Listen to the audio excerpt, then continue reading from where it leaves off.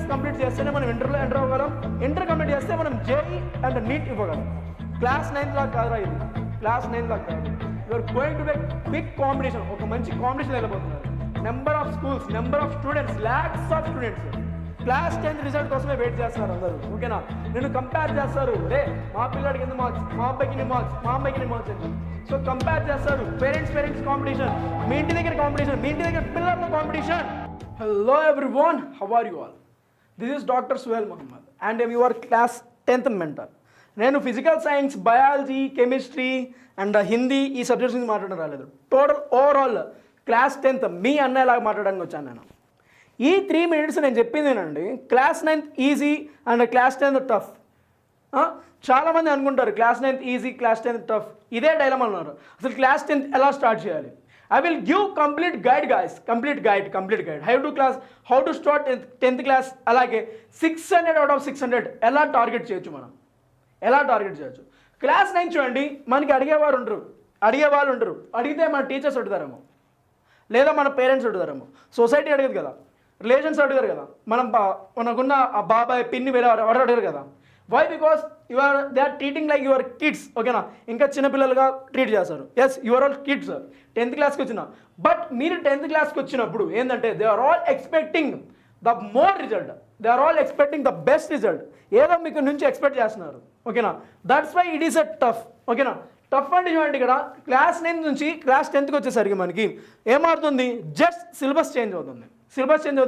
ఈ class 10th ఏంటంటే same as it is. ఓకేనా, 30 to 40%. ఓకే, 30 to 40% కాదు. Okay, it is related with class 11th, not class 12th. ఓకేనా, class 11th.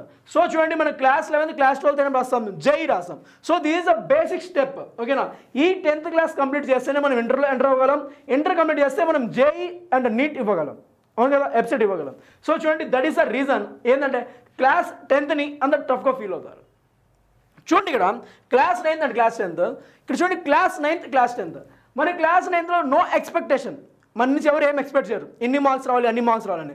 And there is no competition also. Competition అంటే ఏంది, బయట school వాళ్ళతో, బయట స్టూడెంట్స్తో మన కాంపిటీషన్ ఉండదు. ఓకేనా, ఉంటే అంటే మన క్లాస్లో కాంపిటీషన్ ఉంటుంది. ఎక్స్పెక్టేషన్ ఉంటే మన పేరెంట్స్, బయట వాళ్ళు ఏముండదు కదా. బట్ అదే క్లాస్ 10thలో మనకి మంచి మార్క్స్ వస్తే ఎలా ఉంటుంది చూడండి ఒకసారి ఫీల్, మన పేరెంట్స్ ఫీల్ ఎలా ఉంటుంది చూడండి. That is the expectation. And competition అంటారా, టోటల్ స్టేట్ మాట్లాడుకోవాలి మీ గురించి. That is the competition. చూడండి, 600 out of 600 వచ్చిన వారి గురించి మాట్లాడతారు. 599 వచ్చిన వాళ్ళు బాగా yes he got good marks అని చెప్పి. అదే 550 వస్తే will you take your name. 400 వస్తే తీసుకుంటారా? కానీ మంచి మార్క్స్ వస్తే ఓకే, వాళ్ళందరూ మీ గురించి బాగా మాట్లాడుకుంటారు. అలాగే చూడండి, క్లాస్ 10th ఎలా చదవాలంటే, క్లాస్ 10th కాన్సెప్ట్స్ అనేవి ఫస్ట్ మన కాన్సెప్ట్ అంతా 100% నేర్చుకోవాలి. మనం 100% నేర్చుకుంటేనే క్లాస్ 10th.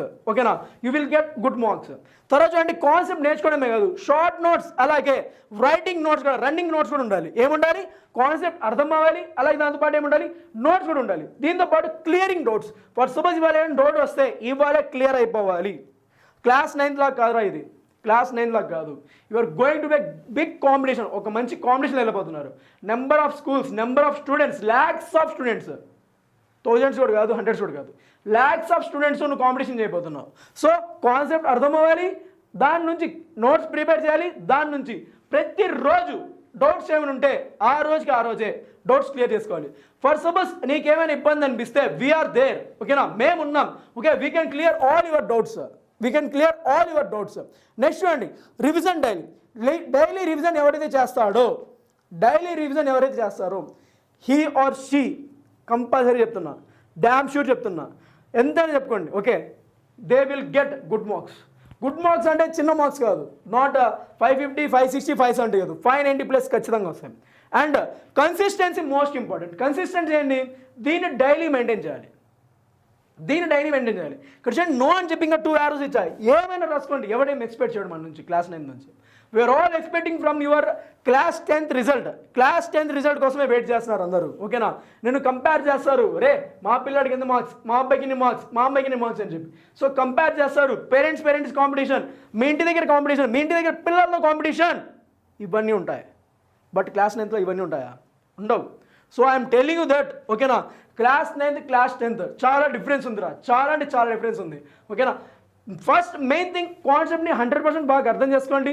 దాని నుంచి ఓకే నోట్స్ ప్రిపేర్ చేయండి. ఓకేనా, hand written notes that is running notes అయినా కానివ్వండి, అండ్ అలాగే రన్నింగ్ నోట్స్ ఒకటే కాదు షార్ట్ నోట్స్ కానీ ప్రిపేర్ చేయాలి. అలాగే clearing notes, this is the best thing. ఓకేనా, మన డౌట్స్ క్లియర్ అయితే మనకి 100% కాన్సెప్ట్ వచ్చినట్టే. తర్వాత చూడండి revision daily revision is the most important thing. Daily revision same. అలాగే 5th point is consistency maintain చేయండి, ఖచ్చితంగా మీకు మంచి మార్క్స్ వస్తాయి.